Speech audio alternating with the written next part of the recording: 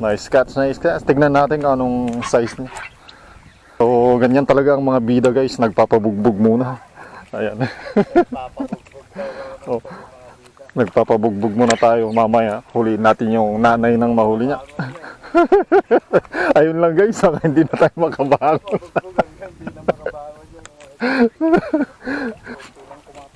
Ayan oh. Nice catch, ang laking lapo. Mga 3 kilos. Mga master. Baka. Ayan eh, tignan natin ulit. Pang motivation natin yan. Huli niya. Alright, naman na tayo mga master. Mga 2.5 siguro yan. Gagawin natin guys. Pahuli natin si McFishing ng ano. Pahuli natin si McFishing ng 10 isda. Tapos yung last na huli, ako na yun. Malaki. O di, may uuwi natin yung 10 isda niya. O di ba? Ganun lang yun. Fish on. Sa ilalim guys. Grouper to grouper. Ayun oh. Kaya, lapo-lapo nga. Red. 1 kilohin lang guys. Pangdagdag bro. Pangdagdag guys sa ano ni ano. Iuwi na McFishing. Alright mga ka-angler. Yan ang ating good size grouper. 1 kilo. Tamang tama lang guys. Another red grouper. Ayan oh. Ayan, tignan natin yung ating mga nahuli. O yun oh, grabe. Monster talaga. Tignan nyo naman. Yung nahuli ni McFishing guys. Ayan oh. So nahuli na yung dalawa. Mga ito 1 kilo din. Same dito. Ito mga mahigit 2 kilo yan. Ayan oh, buhay pa sila. Alright, alright. Uy, ito. Mission. Ayan. Grouper din to.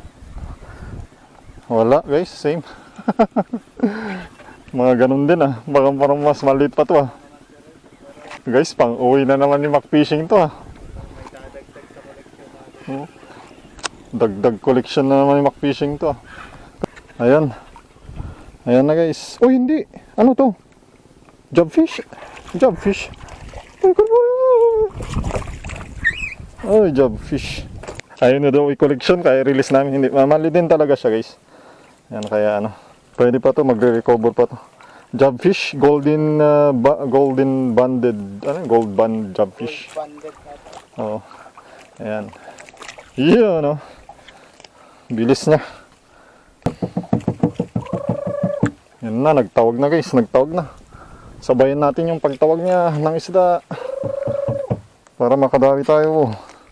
Ayun guys, so fish on si McFishing. Bumalik kami sa spot namin kanina. Lapo ba? Ang mamaw na yun kung hindi lapo yan. Yun oh, guys. Laki, oy, laki yun oh. Malaking grouper. Uy, yan ang 3 kilos guys oh. Champion. Ayan. Uy, ito na rin. Yung asawa niya.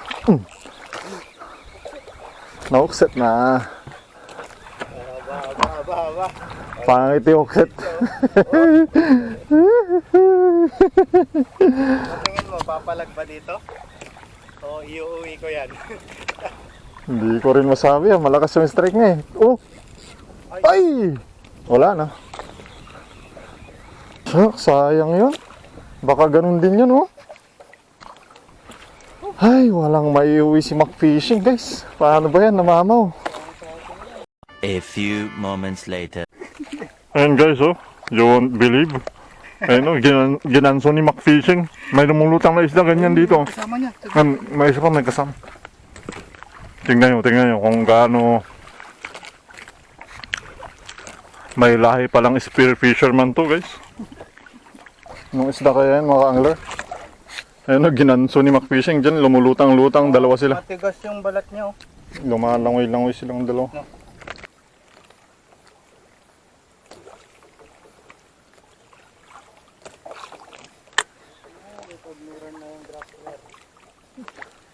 Maganda gamitin dyan. Ayun na! Yun na. Uy, iba yan na. Iba guys. Hindi yan lapo. Hindi lapo. Iba yung takbo niya. Baka tuna. Nagda-drop. Nako, mga ka-angler. Mukhang mas malaki na naman yan. Mukhang 5 kilohin na yan. Kailangan talaga natin makahuli ng talakitok dito. Para siguradong ano. Ayun, malapit na doon. Ayun. Ano yan? Uy! Hindi, red lapo. Oh my goodness. Grabe, ang laki. Yan. Ang laki nga. Grabe yan. Ang 5 kilos siguro yan. Red grouper, guys. Oh. Yan, guys. Business is good. Business is good. Once again. Ayun, oh. Yan, mga ka-angler. Back to silver tayo kasi yun ang nakakadawi lagi. Silver. Sumabit kasi yung isang silver natin na mas maliit. Kaya ito naman ang gamitin ko ngayon. Makadawi rin tayo ng ganong kalaki, oh. Palay. Kailangan ko nang maglagay ng anting-anting ko, mga ka-angler, kasi tignan nyo naman.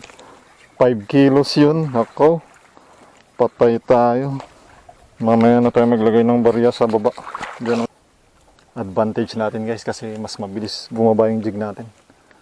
Mas unang mapapansin. Oo. Kaso, yun nga lang, guys. Baka pinipili ng grouper, gusto niya maliit. Ayaw sa ducks, guys. Jotay yata yung gusto, guys. Jotay. Hindi, guys. Pag grouper talaga, mas maliit yung jig nyo. Yung saktong ano lang ba, bite size.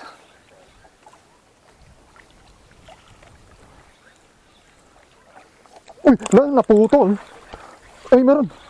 Oh, ayan. Ayan mo, guys. Uy, meron. Makit. Holy moly, ayan, oh. Ayan, guys. Ay, no. Mukhang maiuwi lang ng umakakit.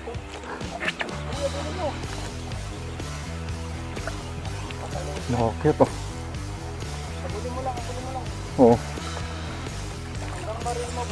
Wow! Yun na. Ano kaya to? Sus, yan pa naman.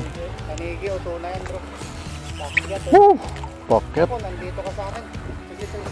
Cross line tayo. Uy! Ayun, ayun doon sa, ano siya, sa taas siya. Look, baka marlin yan, bro. Pakigat na o, tatalon yan. Ano kaya to? Bakit eh? Singlit lang.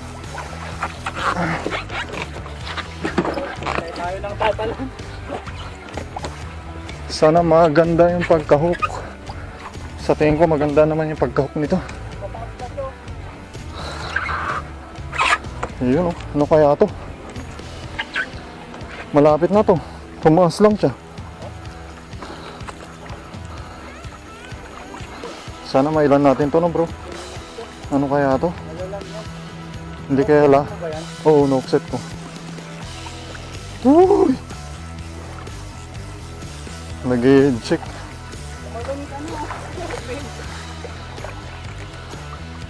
Uy! Grabe, iba tong laban nito, ah. Umakit na malikot, ah. Masilayan lang kita. Umakit ka na. Ay, malapit na to. Ayun na, ayun na, ayun na. Pag tanigi yan, tatakbulik yan. Mukhang tanigi ata. Sabi ko na, tumakbo na. Ayun na, ayun na. Baka ma-outbalance tayo. Tuna ba? Oo nga, no. Tuna nga. Tuna ano? Ay, hindi. Hindi, tanigi, bro. Tanigi. Sige, laki. Tanigi. Yan na. Dito ka, dito. Baka maputol ka. Cool. Kay uncle ulit. Kahit na nga amin na alam. Disgrasya yung mga lapo-lapo natin. Grabe, guys. Textile tayo mga mas. Ayun, guys, yan yung sinasabi ko sa inyo. Relax lang. Nagpapabugbog muna tayo kay McFishing. Sabi ko na eh, Tanigi nga, bro. Wahoo ba? Hindi. Hindi. Taningin ng side. Hindi flat, no? Yung ulo. Ay, hindi. Ano eh, kingfish. Kingfish. Pusang galaw. Woo!